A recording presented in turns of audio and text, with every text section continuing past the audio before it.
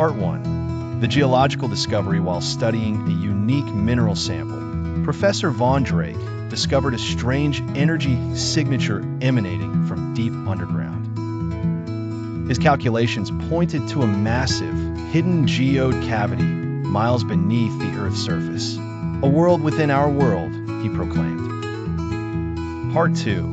The Molenoid mole machine. To reach it, the professor designed the Molenoid, a brilliant digging vehicle shaped like a giant mechanical mole. It had a rotating drill head, reinforced titanium claws for digging, and a pressurized cabin for Mickey, Minnie, Donald, and Goofy. Part 3. The descent begins. The Molenoid launched from a secret silo, its drill whirring to life. They plunged into the darkness, descending through layers of rock, ancient aquifers, and magma chambers, the outside sensors showing only a blur of stone and heat. Part 4. A world of crystal. After hours of drilling, they burst through a final wall of rock into breathtaking emptiness.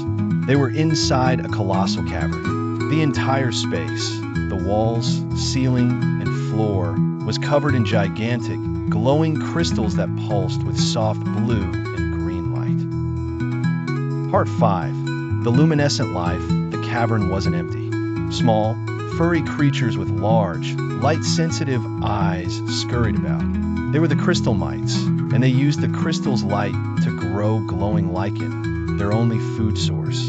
They chirped an alarm at the giant metal mole. Part 6. The tremors. Suddenly, the entire cavern shuddered. A deep, grinding groan echoed through the space. A large crystal pillar nearby cracked and crashed to the floor. The Crystalmites fled in a panic. The stable world was collapsing. Part 7. The professor's diagnosis. From the surface, Von Drake's voice crackled over the comms. Readings show a massive tectonic shift. The cavern is becoming unstable. You must get out before it completely implodes. Part 8. The moral choice. They could turn back. The Molenoid could drill them to safety. But looking at the terrified Crystalmites, Mickey knew they couldn't leave them. We have to evacuate them first, he declared. But how?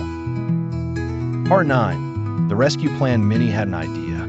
Their food is the lichen on the crystals. If we can gather the lichen, we can lead them onto the Molenoid. They'll follow the food. It was a risky, desperate plan. Part 10. The lichen light lure. Using the Molenoid's robotic arms, they carefully scraped large patches of the glowing lichen from the walls. They placed it in a trail leading right up to the Molenoid's open hatch, creating a glowing pathway to safety. Part 11. The Great Migration. The hungry Crystalmites, drawn by their primary food source, began to follow the trail. It was a slow, nervous procession as the cavern continued to shake and more crystals fell around them. Part 12.